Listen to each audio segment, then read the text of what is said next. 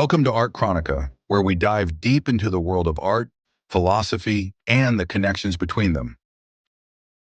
On this channel, we explore questions you might not have thought to ask about art and its impact on our lives. From whether a masterpiece can happen by accident to the true purpose of art, we ask the big questions and provide insights that challenge the way we think about creativity and meaning. If you've ever wondered about the deeper meaning of a piece of art, or whether art is only about beauty or something more profound, this is the place for you. Here we uncover hidden realms of artistic expression, offering perspectives and answers you might not have encountered before. Today we're tackling a fascinating question. Can a masterpiece happen by accident? We'll explore this and much more in today's video, so let's get started.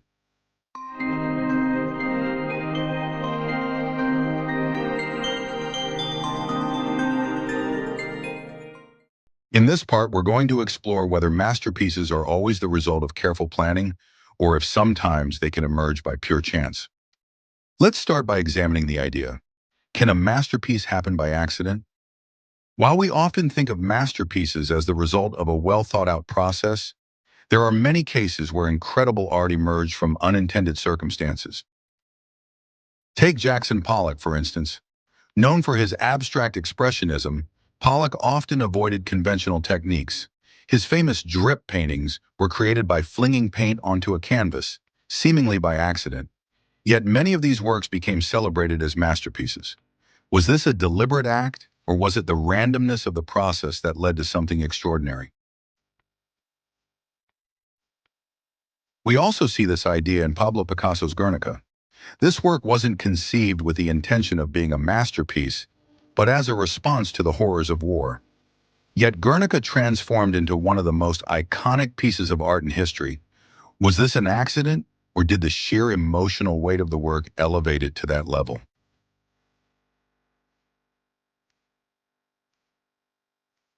As Arthur Danto argues in his book, The Transfiguration of the Commonplace, art is not just about the object itself, but the context in which it's presented. A piece that may seem accidental can be elevated to a masterpiece through its significance and the meaning it carries. French philosopher Maurice Merleau-Ponty also emphasized the role of perception in art. He argued that art often emerges from a process of becoming through mistakes, experimentation, and even accidents. According to him, art is a way of engaging with the world that transcends intention, and a masterpiece may come to life through this unintentional engagement. So, can a masterpiece be created by accident? The answer is yes. Sometimes it's not about the intention of the artist, but about how the work resonates with people and its ability to provoke thought and emotion.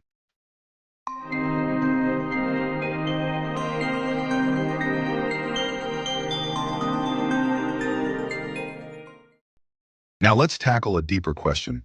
What is the true purpose of art? Is it to beautify the world around us, or does it serve a deeper function in our lives? So, what is the true purpose of art? Historically, art has been seen as a tool for beautification, but in reality, its purpose can be far more complex.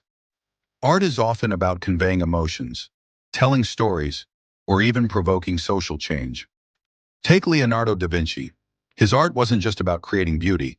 It was about exploring the human condition, the natural world, and science. His iconic work, The Vitruvian Man, is more than a beautiful drawing. It's a study of human proportions, anatomy, and geometry. On the other hand, contemporary artists like Damien Hirst use art to confront bigger issues. His piece, The Physical Impossibility of Death in the Mind of Someone Living, challenges the viewer's perception of life, death, and existence. Hirst's work forces us to confront uncomfortable truths, not just admire beauty. Philosopher John Dewey, in his book Art as Experience, argued that the purpose of art is to provide an emotional and intellectual experience. It's not just about what you see, but what you feel when you experience the work. Friedrich Nietzsche, the German philosopher, viewed art as a vital force for affirming life. For Nietzsche, art isn't just about beauty, it's a means of imposing meaning and order onto the chaos of existence.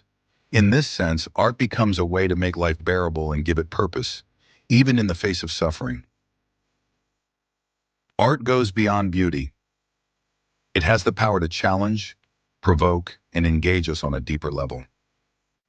Its purpose is not only to decorate, but also to reflect and explore the human experience.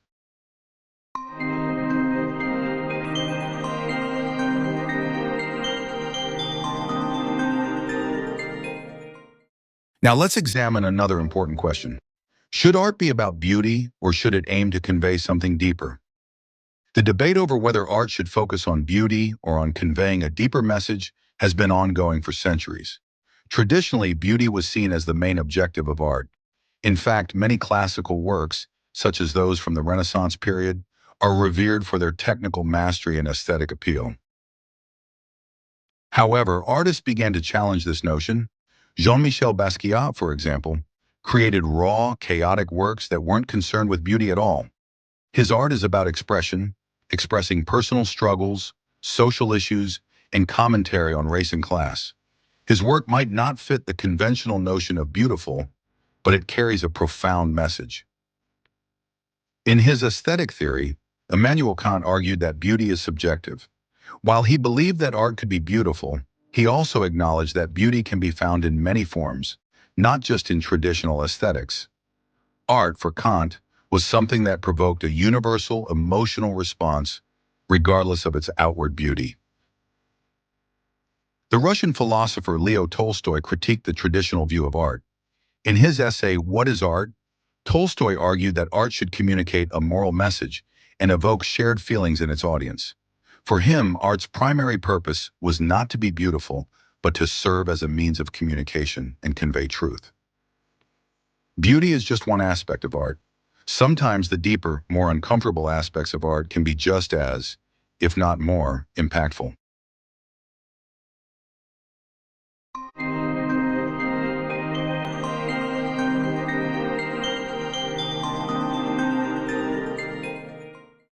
Finally, let's address a question that has challenged philosophers and artists alike. What truly makes something art? Is it about skill, intention, or context? What makes something art? Is it the artist's skill, the intention behind the work, or the context in which it is presented? Historically, art was defined by technical skill and adherence to certain standards. But the 20th century saw a shift, particularly with artists like Marcel Duchamp. Duchamp's famous piece, Fountain, was simply a urinal placed in an art gallery. By presenting this ordinary object as art, Duchamp challenged the traditional boundaries of what could be considered art. Philosopher Arthur Danto extended this idea, arguing that art is not just about the object itself, but about its context. A piece might not seem like art on its own, but when placed in a gallery or presented as art, it transforms. Then there's Banksy, the famous street artist whose works challenge societal norms. His art is often political and socially engaged, which shows that art can also be a medium for activism and critique, not just for beauty or emotion. For philosopher George Dickey, art is defined by what he calls the institutional theory of art. According to Dickey, something becomes art when it is accepted as such by the art world, curators, critics, and other members of the artistic community. This view places emphasis on the social context of art and its institutional recognition.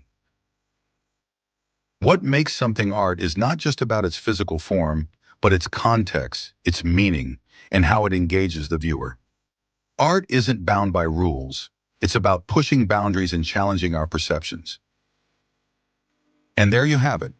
We've explored whether a masterpiece can be created by accident, the true purpose of art, whether art should be about beauty or something deeper, and what truly makes something art. Ultimately, art is about much more than what we see.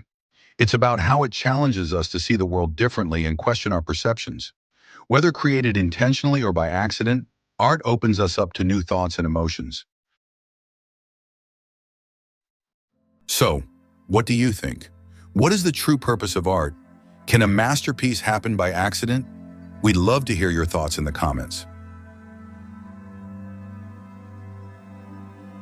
If you enjoyed this video, make sure to like, subscribe, and hit the bell icon for more philosophical insights.